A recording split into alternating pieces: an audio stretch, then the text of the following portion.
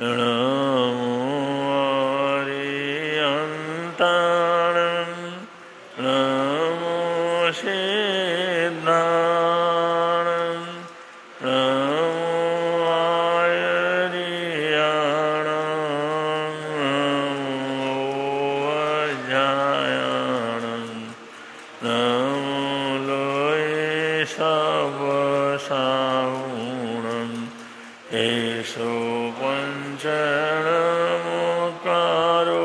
सर्वपावपणाशनो मंगलानं च सर्वेषां परमं वै मंगलं मंगलानं च सर्वेषां परमं वै मंगलम्। धम्मो मंगलमुख्यं अहिंसा संयमो तवो देवामितं नमस्सन्ति यस्य धर्मे संयमो ज्ञातुमस्य बुभेषु पवरो अव्ययैरसं नयभुक्तं किल मे सूयपिणे अप्पायं ये मयि समणमुत्तां ये लोये सन्ति साहुणो विहङ्गमवभुषेषु नानवत्ति शनिरया वयं च मृत्युं नमो नयगो युवमयि आगरेषु रियन्ते उभेषु भमराजा मोहारसमबुद्धा ये भवन्ति अनिश्चया नरपिण्डरया दन्ता तेन मुच्यन्ते साहुणोति।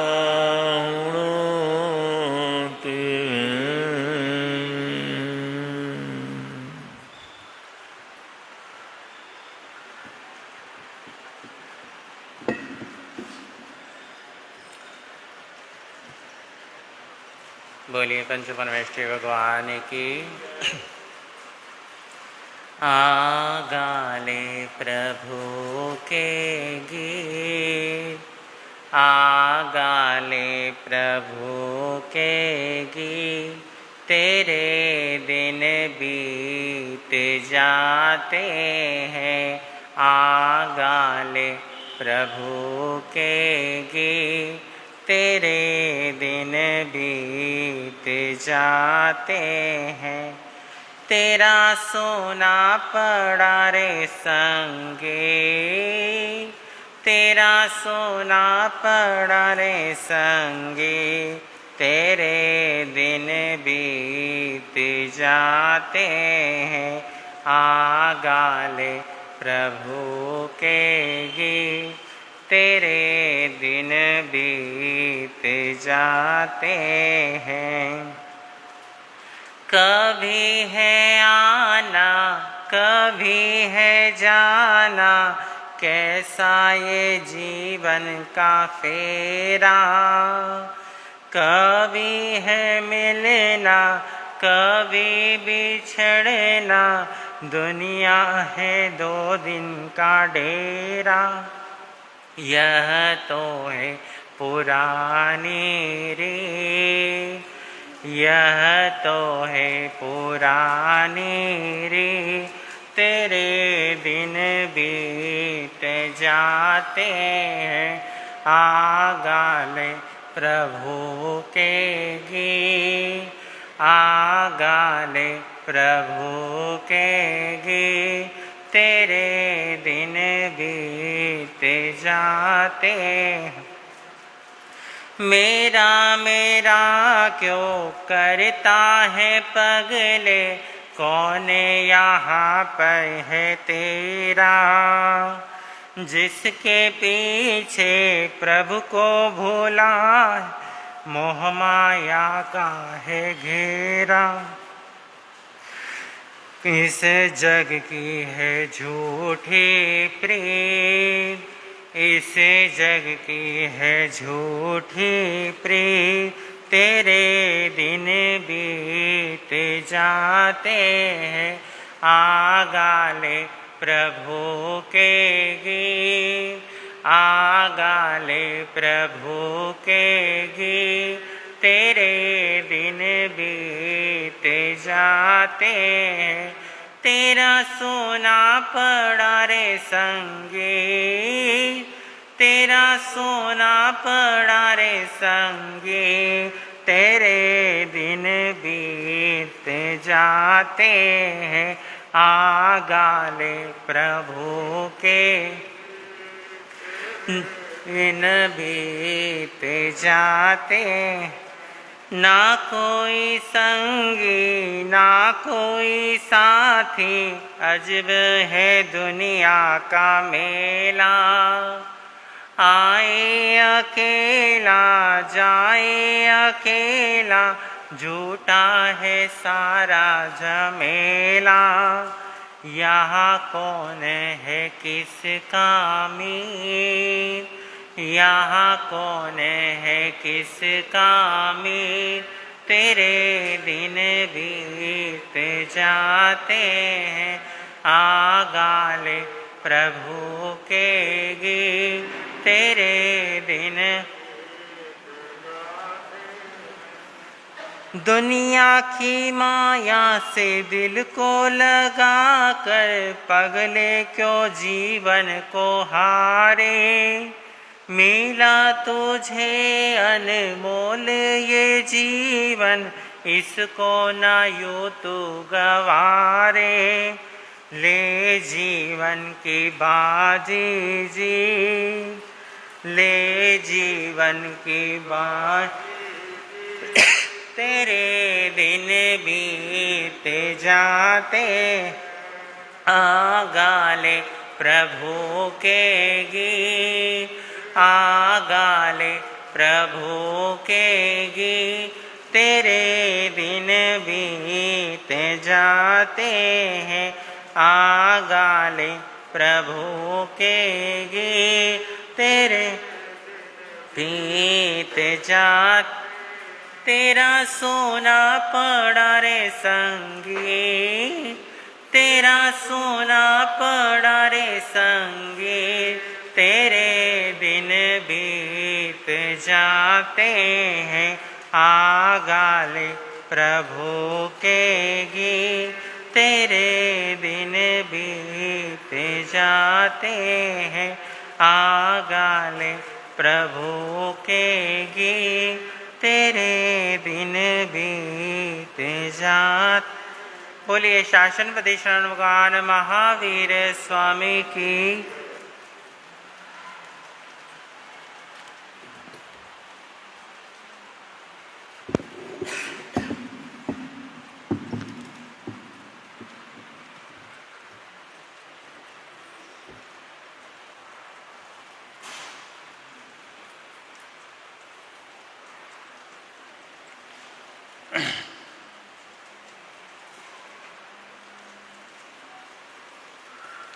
बोलिए शांतिनाथ भगवान की। अपने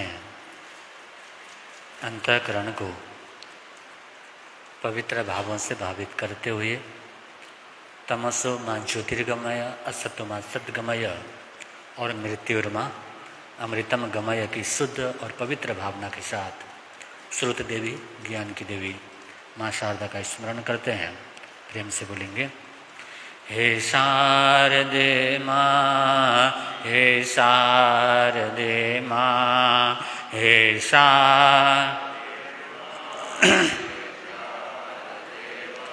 अज्ञानता से हमें तार देना, अज्ञान तो ज्ञान दाई हमें ज्ञान दे दे, तो ज्ञान दाई रत्न त्रयों का हमें दान दे दे, रत्न त्रयों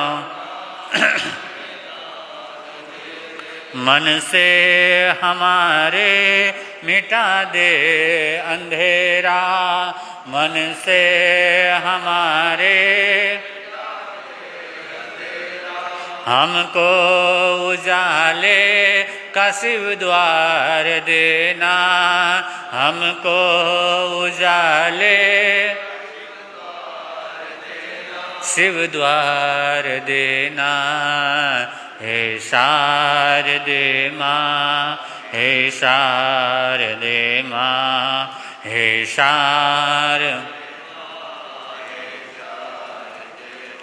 अज्ञानता से हमें तार देना, अज्ञान हृदय के कमल पर पधारो हे माता, हृदय के कमल पर आकंठ मेरे विराजो हे माता, आकंठ मेरे विराजो। नमन हो नमन हो नमन हो हमारा, नमन हो समर्पित है हम सब तो देना सहारा, समर्पित है हम तो देना सहारा। हे शारदे माँ, हे शारदे माँ, हे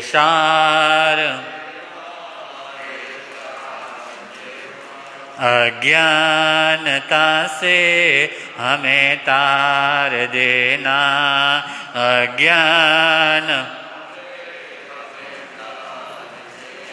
वंदन करूं अरिहंतों को, सेदन करूं प्रणाम, आचार्य उपाध्याय का ले सुखकारी नाम।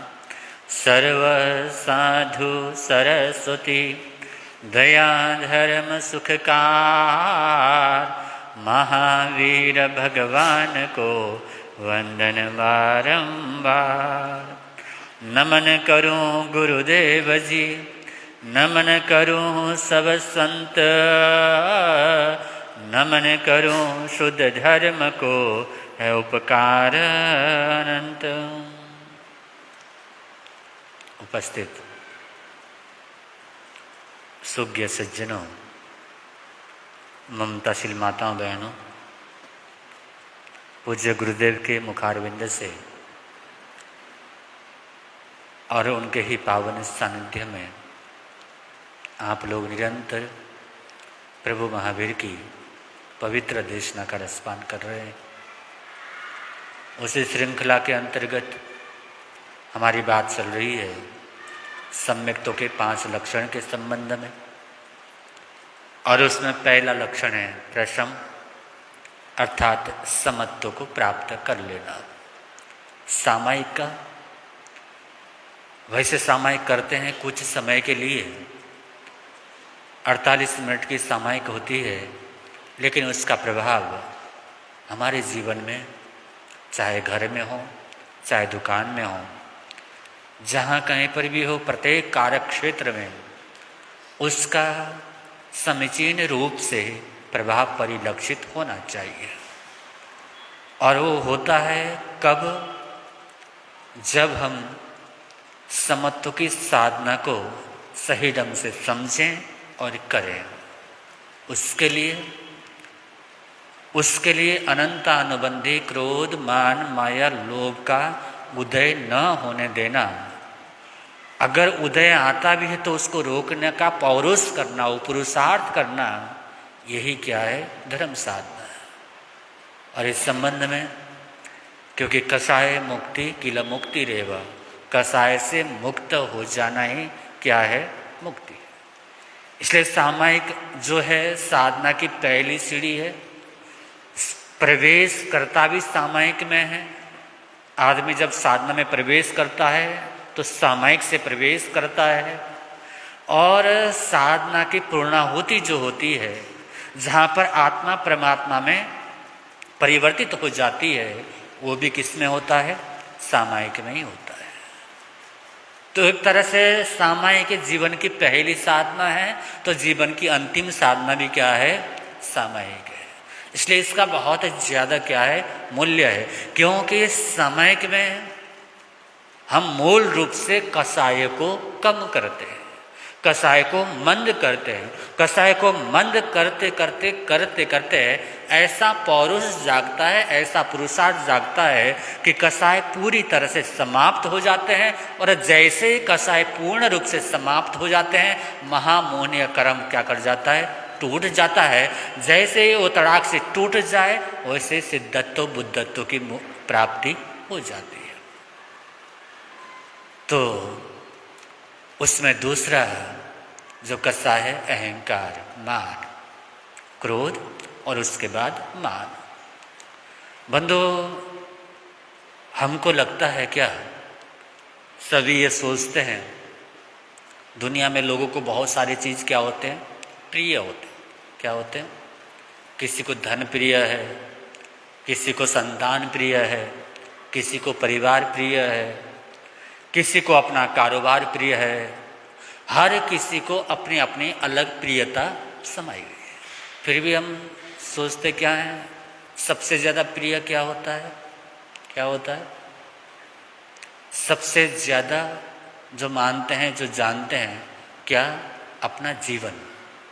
लेकिन सवाल इसमें एक और उठता है, जब जीवन इतना प्रिय है, जब जीवन इतना प्रिय है, तो फिर आदमी आत्महत्या क्यों करता है?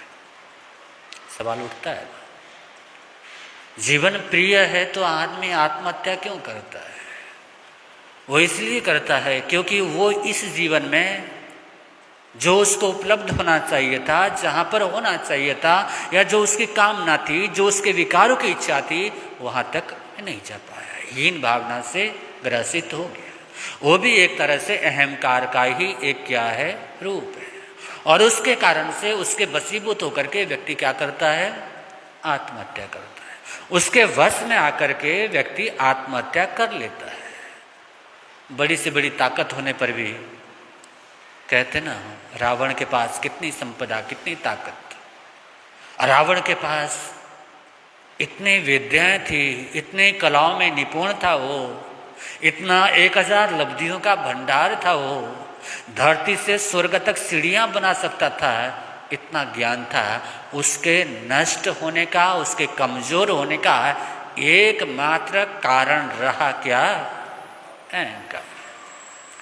आखिरी समय तक भी राम कहते रहे कि अगर वो अपनी गलती को स्वीकार कर ले, क्या कर ले? अपनी गलती को स्वीकार कर ले कि तू उन्हें जो किया वो गलत किया, तो मैं उसको यहाँ का लंका का तो मैं दे चुका हूँ, विभीषण को अयोध्या का राजा बना दूंगा। लेकिन वो आखिरी समय तक आदमी अपने जीवन को छोड़ सकता है, लेकिन अपने अहंकार को नहीं छोड़ता। और जब तक अहंकार को नहीं छोड़ता, उपनिषद में कहते हैं अहमर्थो जगद बीजम, अहम ही संसार में परिभ्रमण का सबसे मूलभूत क्या है? कारण है। हम जानते हैं भगवान ऋषभदेव के पुत्र बाहुबली, जब भारत और बाहुबली में युद्ध होने को आया, देवताओं ने कहा सारी जनता का क्यों विनाश करना, सारी सेना को क्यों कष्ट देना, आप दोनों ही कर लो, आप दोनों कर लो, जो जीत जाए वो श्रेष्ठ, उसको राज्य। और उस समय दृष्टि युद्ध हुआ, मल्ल युद्ध हुआ। हर युद्ध में बाहुबली ने भरत को क्या किया? परास्त किया। लेकिन जब मुष्टि युद्ध होने लगा तो देवताओं ने रोका बाहुबली को कि आप ऐसा अनर्थ मत कीजिए। जब इंद्र ने उनको रोका, उनका हाथ उठा था मुष्टि प्रहार करने के लिए, किसके ऊपर? अपने ही भाई भरत के ऊपर। जब उन्होंने देवताओं ने उनको रोका तो उन्होंने कहा इस हाथ से अब मैं क्या करूं, भाव जागा और उसी से बालों का क्या किया? लोंचन किया।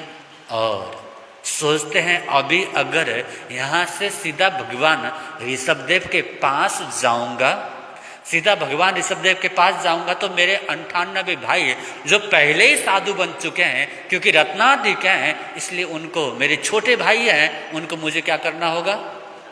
वंदना करना होगा। इसलिए ऐसी साधना करो, ऐसी तपस्या करो कि मुझे पहले क्या हो जाए? बोध हो जाए। क्या हो जाए?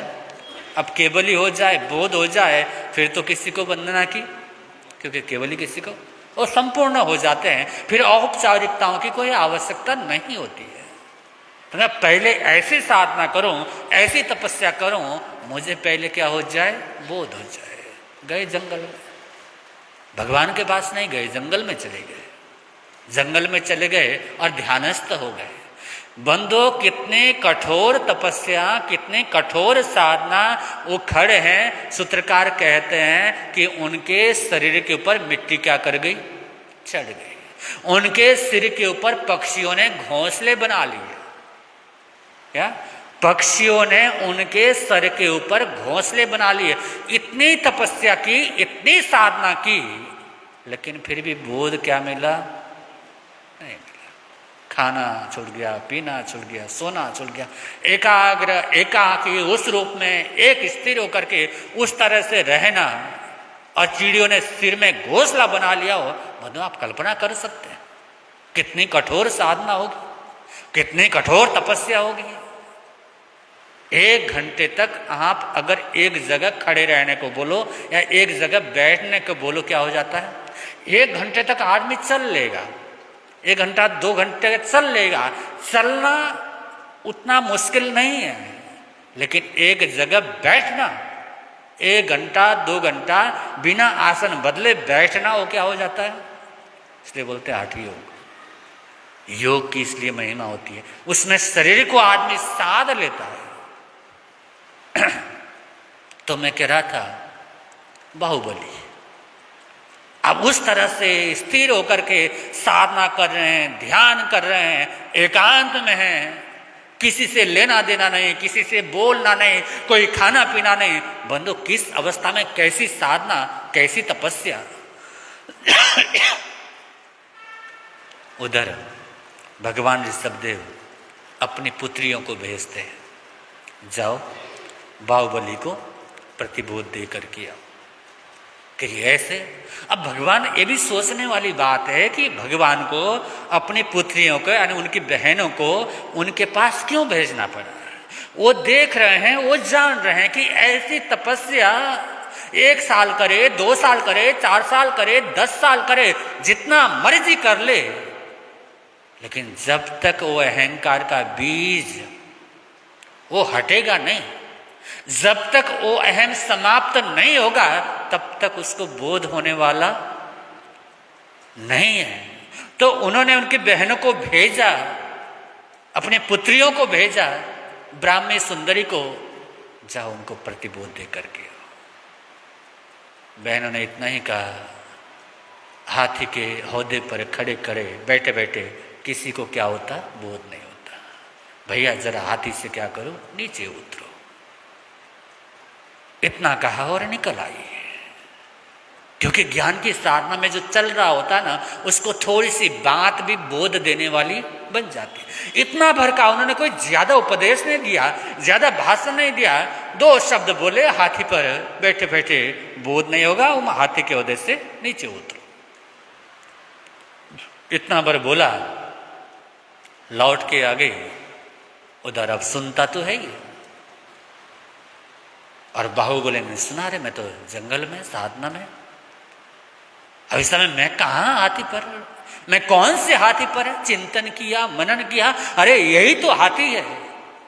कि मैं अपने आप को बड़ा मानता हूं, मैं अपने आप को श्रेष्ठ मानता हूं, और जो मेरे से पहले साधना के रास्ते पर चल पड़े उनको वंदन करने से हिचकराओ। जन्म की उम्र को मैंने बड़ा मान लिया और साधना की उम्र को क्या कर लिया, छोटा मान लिया।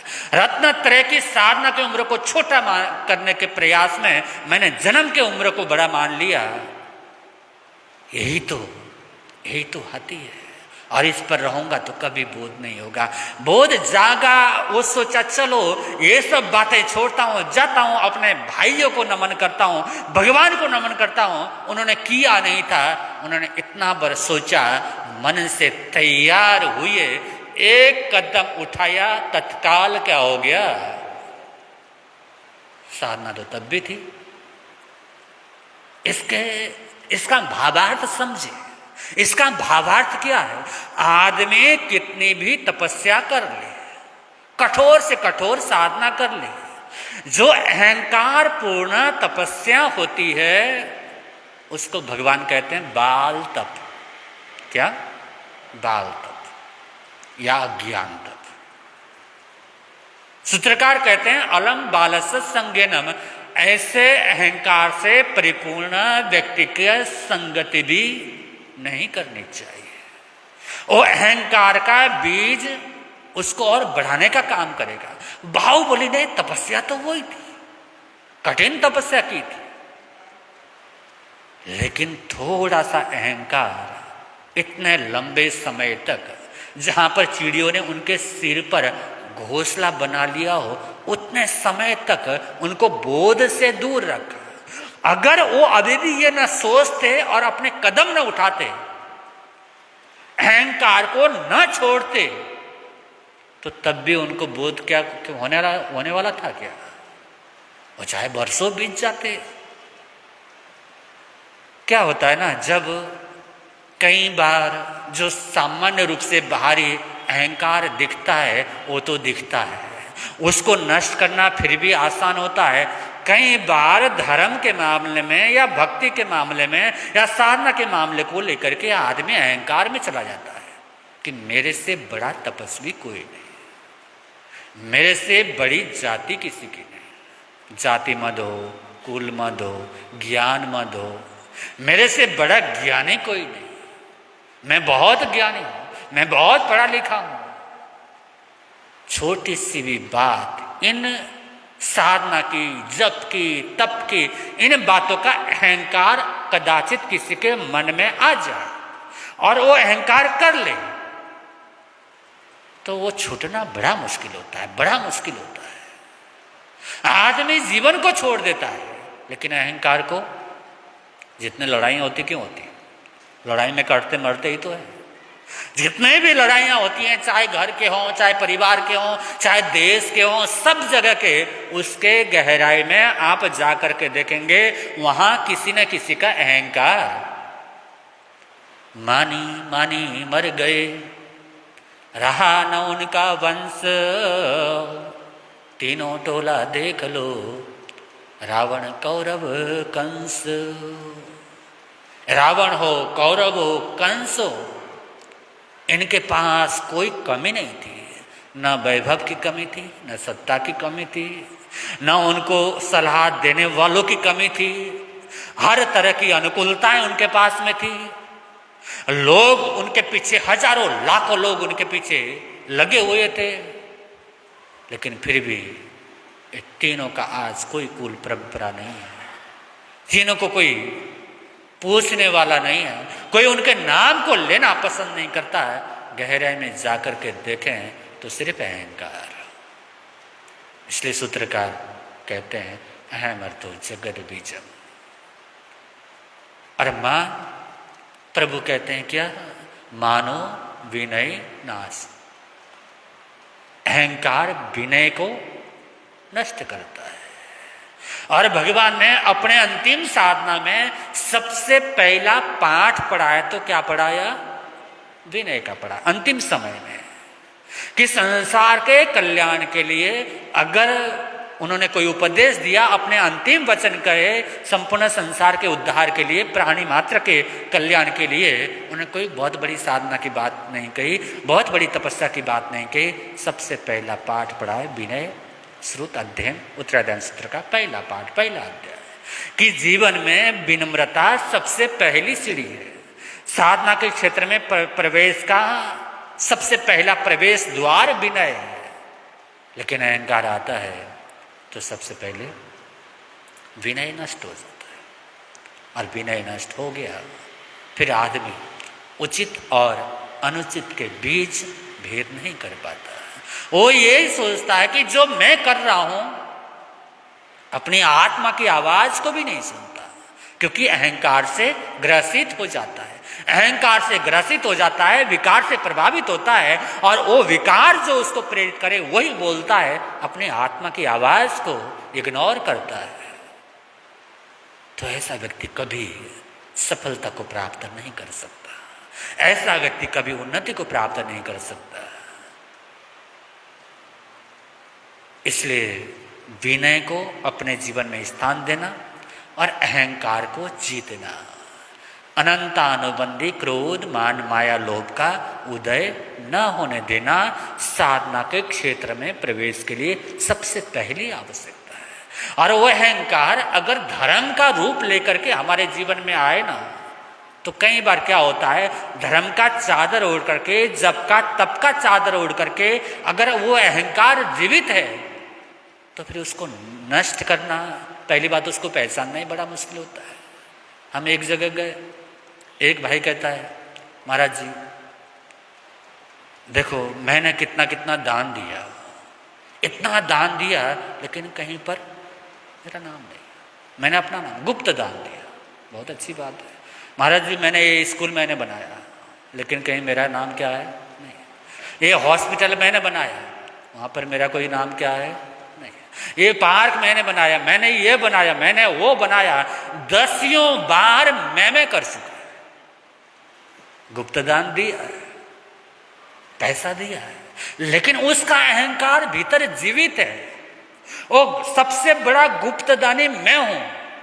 अब लोग तो देखते हैं ना, सामान्य रूप से गजब की बात है, इतना गुप्त दान करने वाला। गुप्त दान का मतलब क्या है कि दाएं हाथ ने दिया तो बाएं हाथ को क्या करे, पता न चले।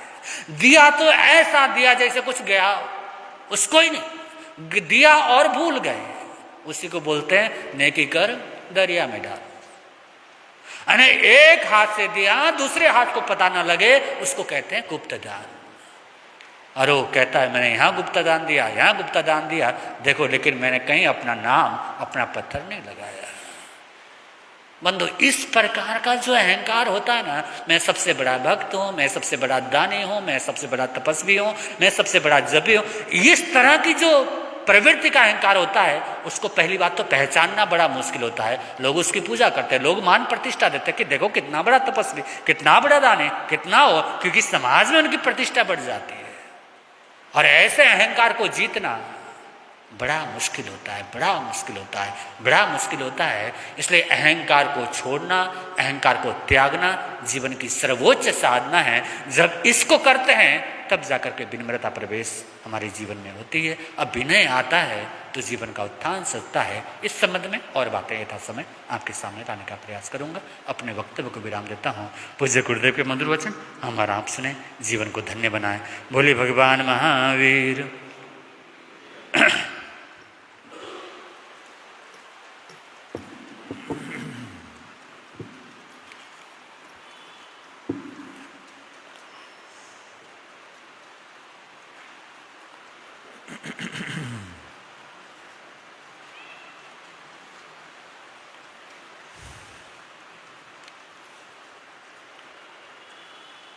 त्रिभुवन पीड़ा रणहार हो, तुमको मेरा नमस्कार।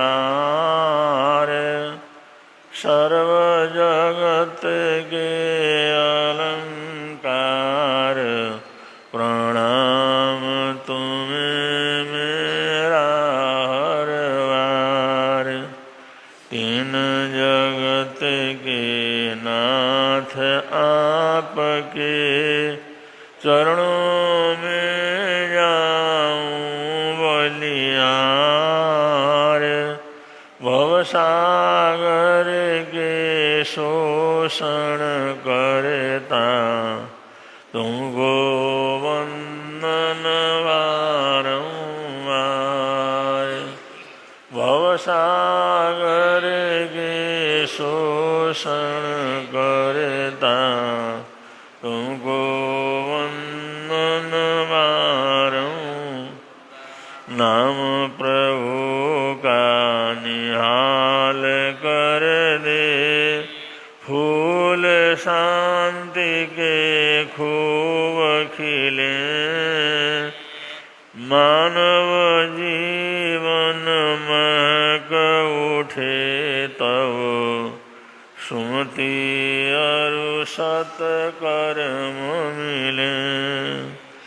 वीतरागता ध्येय ध्यान का सद जाए नर जीवन में।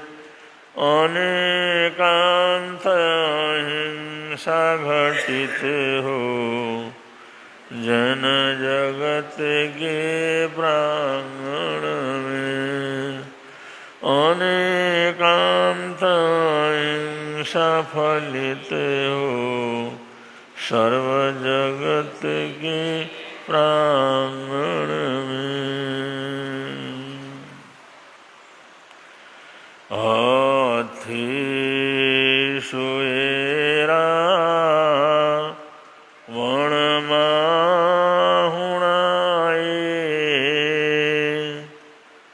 सिंहो मियाणं सलिलाण गंगा। पक्षी सुआगरु ले वेणु देवे। निर्माणवादी निहनाय पूते। निर्माणवादी निहनाय भूते। दानान सेठं अवयपयाणं सांचे सुआण वज्रं वयन्ति। तवेषु उत्तम ब्रह्मचर्यं लोकोत्तमेषां मणिनाय पूते। लोकोत्तमेषां मणिनाय पूते।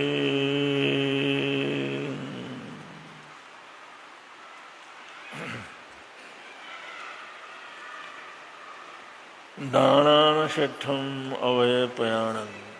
शास्त्रकार कहते हैं अवय दान दानों में सर्वश्रेष्ठ दान। भय डर सबसे बड़ी मुसीबत है। जब जहाँ पर प्राणों का हनन होने का भय होता है तो जीव तड़प उठता है। संसार का कोई जीव मरना नहीं चाहता, मृत्यु नहीं चाहता। सब्बे जीवा विच्छन्ति जीवियो न मरी ज्यों। बस जियो न मरूं न मरूं। बस यही अनंत प्राणियों के अंदर से आवाज निकलती रहती है। इसलिए शास्त्रकार कहते हैं दानान शिष्ठम अवय पयाणम। अवय दान देना, भय से मुक्त कर देना। क्योंकि हमारी तरफ से तुम्हारे को कोई खतरा नहीं है। उनको पूरी तरह से अभय प्रदान करना ये दानों में सर्वश्रेष्ठ दान बतलाया गया है। और अभय दान देते देते पता नहीं कितनी आत्माओं ने जन्मों जन्मों के कर्मों को तोड़ करके मोक्ष के अधिकारी बने हैं। और सच्चे शुभा आण वज्जम बयंती,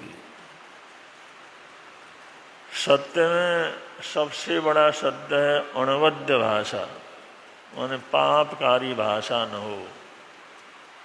हमारे बोलने में किसी प्रकार के पाप का कोई भी कनेक्शन न हो।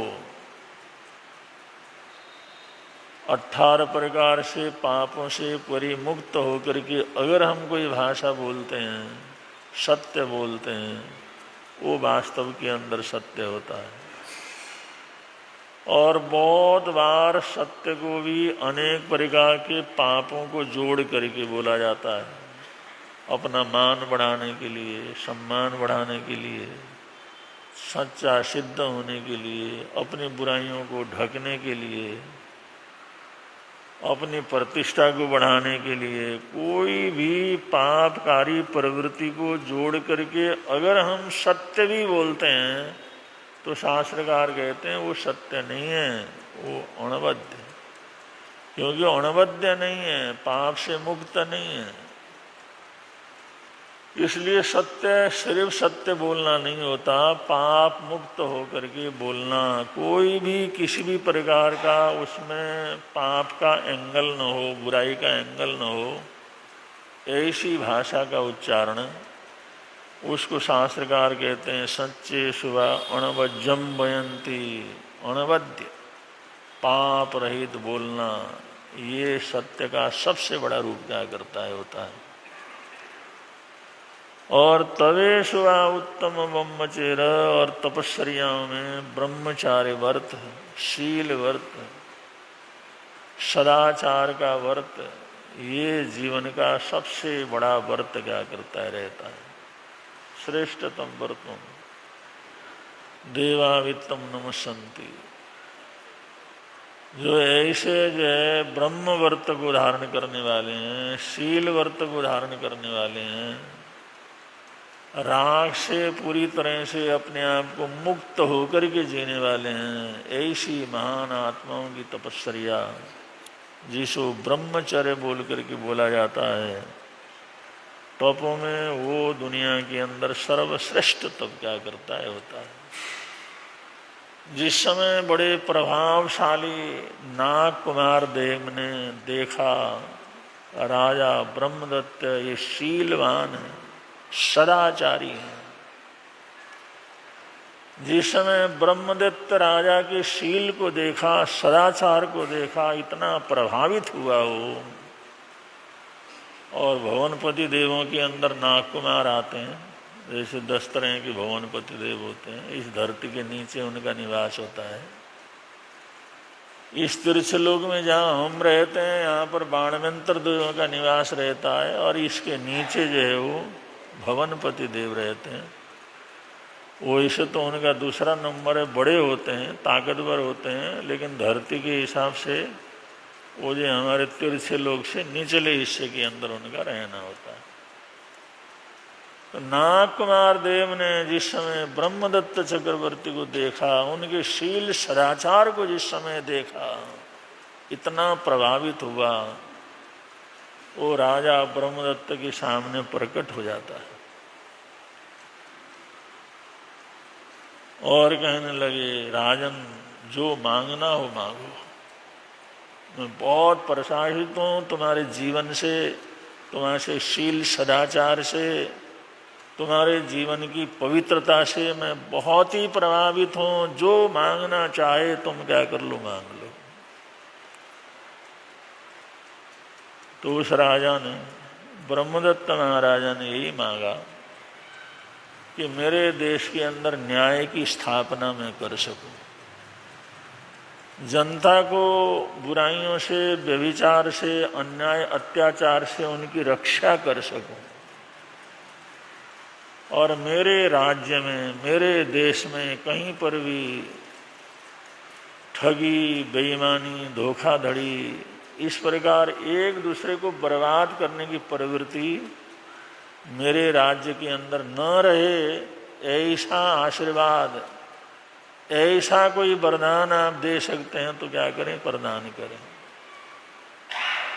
अब एक तो जो है वो नागकुमार देव प्रकट हुआ और अगले ने मांगा तो सब दुनिया के लिए ही, अपने लिए तो उसने कुछ मांगा नहीं। ऐसे ही लोग होते हैं जो समय आने पर श्रेष्ठ से श्रेष्ठ पद को प्राप्त करते हैं और समय आने पर तमाम कर्मों को तोड़ करके मोक्ष के अंदर भी क्या करते हैं, चले जाते हैं। जिनकी ऐसी श्रेष्ठता हो, ऐसे मौके के ऊपर स्वार्थ की प्रवृत्ति जीवन के अंदर न हो, तो ब्रह्मदत्त का जीवन बड़ा ऊंचा था।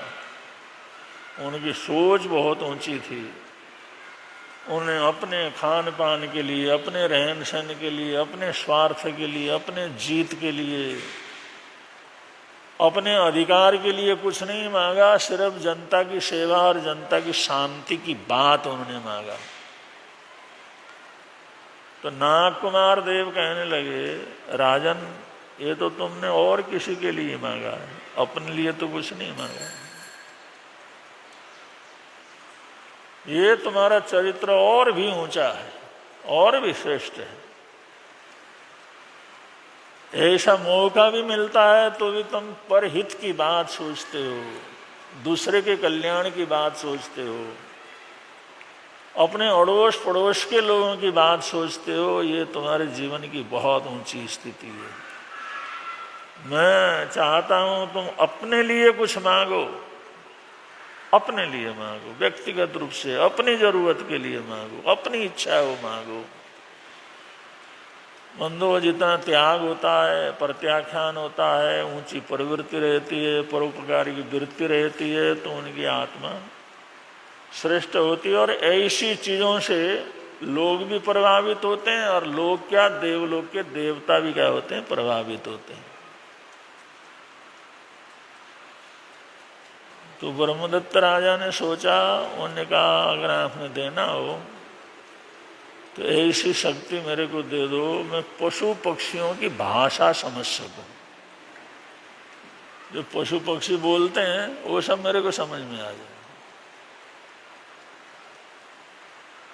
पशु पक्षी जो बोलते हैं वो बात मेरे समझ में आ जाए, मैं उनकी भाषा को समझ सकूं, ऐसी शक्ति मेरे को क्या करो, दे दो।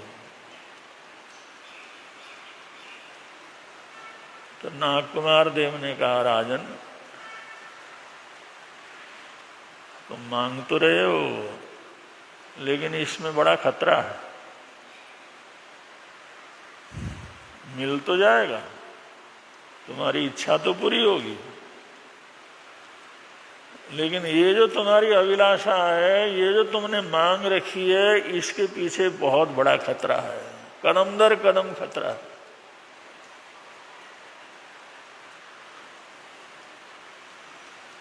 और राजा को भी ऐसा था, भाई पशु पक्षियों की भाषा समझेंगे तो फिर दुनिया के अंदर कोई किसी भी चीज को समझ सकते हैं। एक जिज्ञासा थी।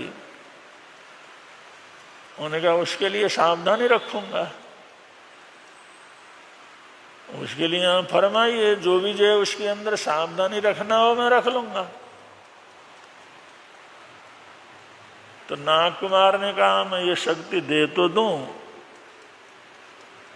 लेकिन अगर तुमने किसी पशु पक्षी की भाषा को समझ करके उस रहस्य को अगर किसी के सामने प्रकट किया, श्रावक व्रतों के अंदर आता है ना, रहस्य प्रकट क्या करना, नहीं करना।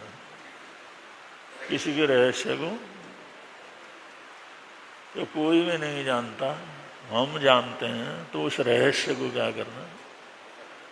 आलोचना में भी ऐसे आता है, भाई आलोचना तुमने अपने पाप का करना हो तो ऐसे गुरु के पास जाकर के करो। अगर कोई गुरु नहीं, संत नहीं है, तो ऐसे श्रावक श्राविका के पास जाकर के करो जो तुम्हारी आलोचना को अपने अंदर ही क्या करे, पचा डाले, वो कभी जिंदगी के अंदर पटकट न करे, उस रहस्य को कभी खोले नहीं। ऐसी कोई आत्मा है तो उसके सामने जाकर के आलोचना किया जा सकता है। तो रहस्य प्रकट करना ये बड़ा भारी खतरा का काम रहता है, श्रावक श्राविकाओं की व्रतों में आता है। तो नागकुमार ने कहा अगर जो है उस भाषा को समझ करके उस रहस्य को अगर तुमने किसी के सामने प्रकट किया तो तुम्हारा मस्तक फट जाएगा और मर जाओगे। बंधु, जितनी बड़ी सिद्धियां होती हैं उतनी बड़ी मुसीबतें भी रहती हैं। आदमी सोचता तो है, लेकिन मुफ्त में अगर कोई मिलती हैं तो उनका खतरा और ज्यादा रहता है। आदमी सोचता है मेरे को करोड़ों रुपया मिल जाए, अरबों रुपया मिल जाए, हीरे रत्न मिल जाए, लेकिन मिलने के बाद जो खतरा बढ़ता है ना उसके पीछे, वो बड़ा खतरनाक हो जाता है। अगर किसी को पता लग जाए इसके पास ऐसी चीज है तो मौत मडराने रहती है रात दिन। तो बड़ी बड़ी चीजें, बड़ी बड़ी सिद्धियों के पीछे बड़ा भारी खतरा भी रहता है। तो उस नागकुमार देव ने ये कह दिया कि अगर तुमने कभी उसका रहस्य कार्य प्रकट किया, वो अगर किसी को बतलाया तो इसका परिणाम घोर होगा, तुम्हारा सर फट जाएगा और ये तुम्हारी मृत्यु क्या कर जाएगी, हो जाएगी। लेकिन अगले को थी भाई, कम से कम जानवर भी बोलते हैं तो क्या बोलते हैं, कैसे करते हैं, इनकी भाषा अलग अलग होती है। एक ही पक्षी 10 तरह से क्या करता है, बोलता। एक ही पक्षी को एक ही तरह से नहीं बोलता, 10 तरह से बोलता है। तो उनको बचपन से ये इच्छा थी भाई पशुओं पक्षियों की भाषा का भी ज्ञान हो।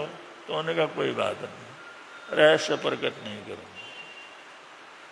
उन्होंने कहा तथास्तु, चलो ऐसी बात है तुम अपने ऊपर लेते हो तो चलो ये तुम्हारी ताकत तुम्हारे को दे दी।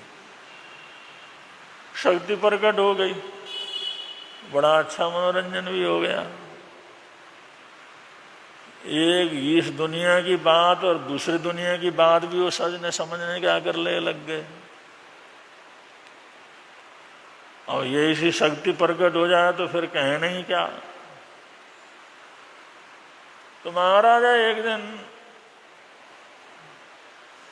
महारानी पटरानी के श्रृंगार कक्ष के अंदर थे। उस समय एक उस मकान के अंदर जो छिपकली थी, वो गर्भवती छिपकली थी।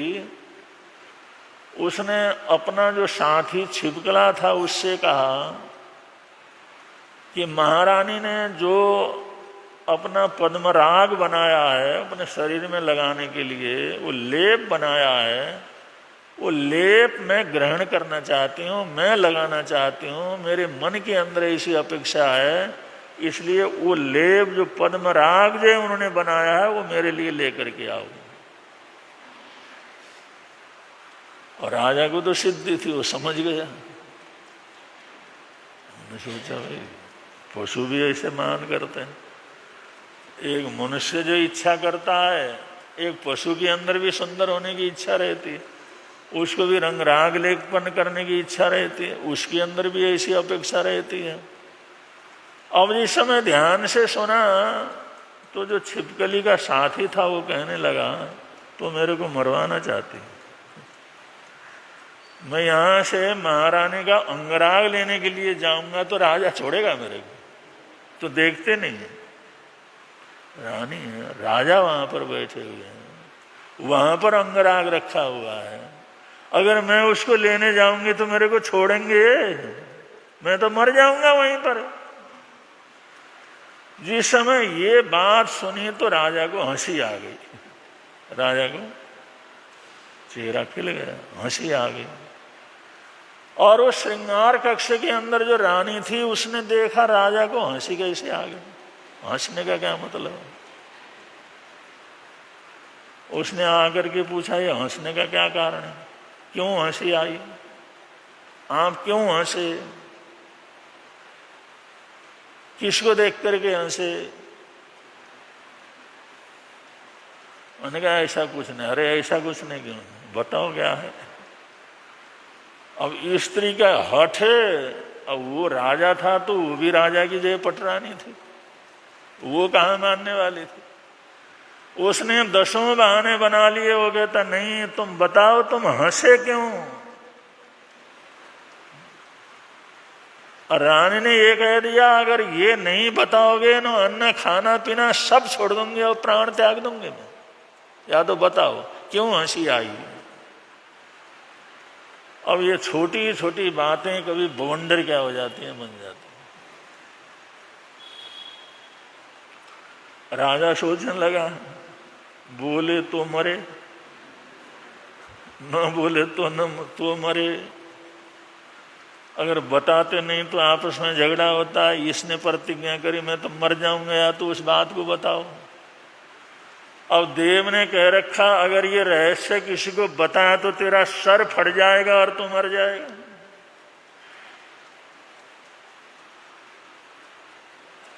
उसने कहा मैं नहीं बता सकता। क्यों नहीं बता सकते? उन्होंने कहा इससे मेरी मृत्यु होगी। उन्होंने कहा भी गजब की बात है, तुम हंसे और वो मेरे को बताओगे तो तुम्हारी मृत्यु होगी। मेरे को पागल बनाते हो, बेवकूफ बनाते हो। मैं बेवकूफ है दुनिया के अंदर। उन्होंने कहा नहीं अगर मैं बताया कुछ तो मेरी मृत्यु हो जाए। उन्होंने कहा न बताओ मैं तो मरने ही जा रही हूं। अब राजा ने सोचा भाई तूने भी मरना है मेरी भी मृत्यु होनी है, चलो अब दोनों ही मरते हैं, स्मशान घाट जाते हैं, मर जाते हैं वहीं पर, क्या करना है। चलो तो मरना ही है, तूने ठान ही लिया है मरना है और मेरे को पता है मैं बोलूंगा तो मरूंगा, तो चलो स्मशान घाट वैसे चले जाते हैं, वहीं जाके मर जाते हैं। अब ये जो है दोनों मरने के लिए राजकीय स्मशान घाट की तरफ जिस समय चले अफरा तफरी मच गई। उन्हें कि ये क्या हुआ, राजा और रानी कैसे जा रहे हैं, स्मशान घाट की तरफ कैसे जा रहे हैं। जब पता लगा वो तो मरने के लिए जा रहे हैं, दुनिया इकट्ठी हो गई। अजीब तमाशा हो गया। कभी कभी बात बड़ी छोटी होती है लेकिन बात का बवंडर कितना क्या कर जाता है, हो जाता है। अब जिस समय काफी दूर था स्मशान घाट, जिस समय ये चले तो जाते जाते जाते जाते कुछ राजा के जीने का योग था। उधर एक गधा और गधी दोनों चर रहे थे और उधर खेत वगैरह था। उस खेत के अंदर बढ़िया से बढ़िया घास इकट्ठा करके रखा हुआ था। उस गधी ने गधे से कहा कि ये घास मेरे को ला करके दे दे, मुझे भूख लग रही है, ये घास ला के दे दे। जिस समय वो जो ढेंचू जो भी किया उसने बोला, राजा को समझ में आया, उसको सिद्धि थी, समझ में आया ये जो घास मंगवा रही है, अपने साथी से घास मंगवा रही है। तो वो जो उसका साथी था उसने कहा ये राजा के आदमियों ने राजा के घोड़ों के लिए घास इकट्ठा किया हुआ। अब बता अगर मैं वहां जाकर के घास के पीले को उठा लेता हूं तो ये लोग मेरे को छोड़ेंगे। ये राजा के घोड़े के लिए राज की आदमियों ने इकट्ठा किया हुआ, अगर मैं जाकर के उसको उठाऊंगे तो मेरे को तो प्राणों से मारेंगे ये लोग। वो गधी कहने लगी राजा तो अपनी रानी के लिए मरने के लिए तैयार हो रहा, तो मेरे लिए घास नहीं ला सकता। राजा सोचने लगा अरे भाई हमारी सारी बात इन पशुओं को भी पता, जिसको हम गधा बोलते हैं गधी बोलते हैं उसको भी सब पता। उन्हें कहा भाई ये राजा जो है ये तो अपनी रानी के बाद के मरने के लिए जा रहा है, तो ये घास का वो ला करके नहीं दे सकता। गधा कहने लगा मैं इतना मूर्ख नहीं हूं, ये तो राजा मूर्खानंदी है, इतनी रानियां हैं, इतना बड़ा रणवास है, फिर एक के पीछे प्राण देने के लिए जा रहा है। मैं ऐसा नहीं, तू जीना हो जी ले, मरना हो मर ले, मैं तुझे अपने जीवन को क्या कर सकता, खो नहीं सकता। जब उसने ये सुना तो राजा जग गया, अरे बाकी में मूर्ख का मूर्ख रह गया, और जरा सी बात के ऊपर मरने के लिए जा रहा हूं। उन्होंने रानी को कहा मरना वरना कैंसिल, हम तो चलते हैं, तेरी इच्छा हो मर जा, तेरी इच्छा हो चल, हम तो चले। और दोनों क्या कर गए, आ गए, बच गए दोनों। तो ये महाराज ब्रह्मदत्त के जीवन की घटना। तो छोटी छोटी बातें कितनी बड़ी मुसीबतें बन जाती हैं, कितना बड़ा बवंडर बन जाता है। ये दुनिया है, दुनिया के अंदर क्या कुछ न हो ये कुछ आश्चर्य नहीं है। तो संसार के अंदर ऐसी ऐसी घटनाएं घटती हैं। इसलिए विवेक की, विचार की, अपने मर्यादा की बड़ी ज़रूरत होती है। और कभी कभी हम मर्यादा से बाहर जाते हैं तो तरह तरह की परेशानियां, तरह तरह के खतरे जीवन के अंदर पैदा होते हैं। तो इसलिए बड़े प्रेम के साथ हम लोग बोलेंगे, ओम जय महावीर प्रभु स्वामी, जय महावीर प्रभु जगनायक सुखदायक, नायक सुखदायक अति गंभीर प्रभु। ओम जय अर्जुन माली गौतम श्री चंदन वाला, स्वामी श्री चंदन वाला पार जगत से बेड़ा, पार जगत से बेड़ा इनका कर डाला। ओम जय, ओम जय महावीर प्रभु स्वामी, जय महावीर